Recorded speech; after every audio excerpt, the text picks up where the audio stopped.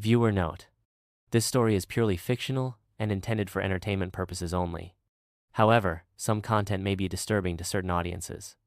Viewer discretion is advised. Chapter 19: Land and Real Estate.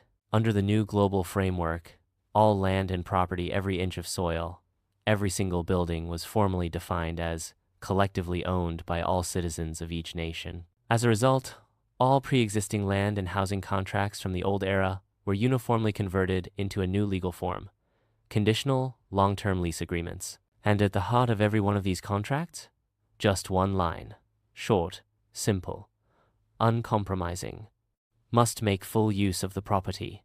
No fluff, no loopholes, no room for speculation. That one sentence became the core principle of land and real estate management in the new era. Case 1.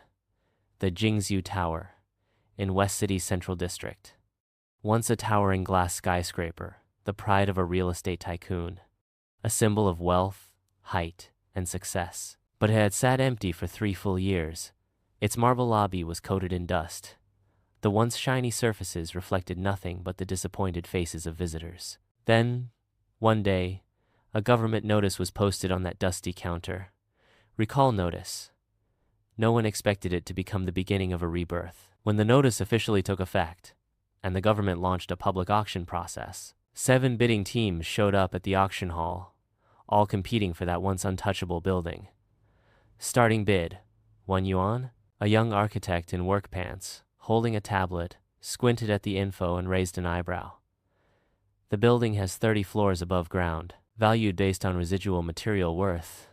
The staff replied flatly, tapping on their keyboard to pull up the data. But you'll need to commit full commercial operation within 6 months. The moment the words left his mouth, the room erupted in laughter. Out stepped a middle-aged man in an apron, face greasy, walking straight up with confidence. He pulled out an electronic seal and said cheerfully, "I'll sign now. My kitchen equipment goes in tomorrow." He was the founder of the well-known restaurant chain Old Stove. The crowd burst into applause. That once stranded giant in the heart of the city was finally going to serve food again. Case 2. The redevelopment zone in South City.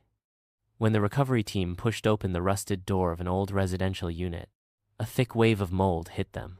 No furniture, cobwebs in the corners, just an old wooden bed and a few leftover belongings. But under that bed, the workers found 3 boxes of gold bars. Purity, 999. The inspection report stated clearly. The community director, old Zhang, frowned as he read it. But the registered owner is a scavenger? We got him. A young officer suddenly slammed the table, voice excited. A real estate agent named Wang used a fake ID to hold the property 10 years ago. The onlookers burst into laughter. Ha, Wang the fatso.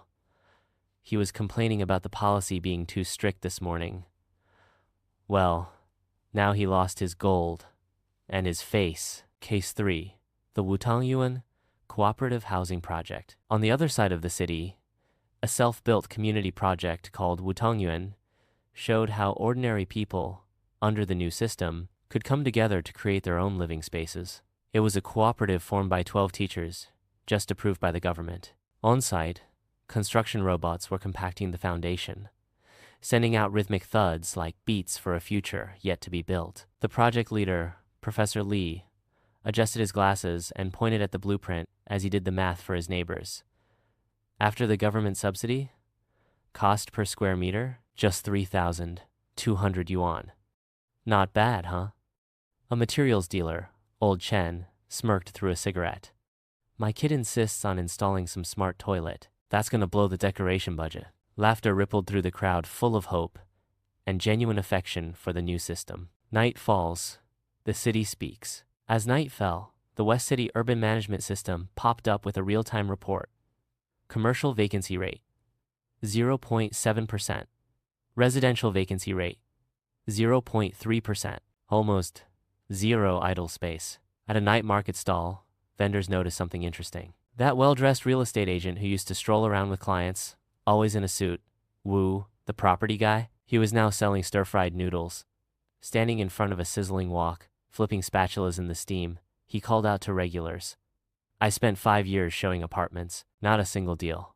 If I don't sell noodles now, I'll starve. The rising smoke from the wok mixed with laughter and chatter. Above it all, the city lights, shining brighter than ever before.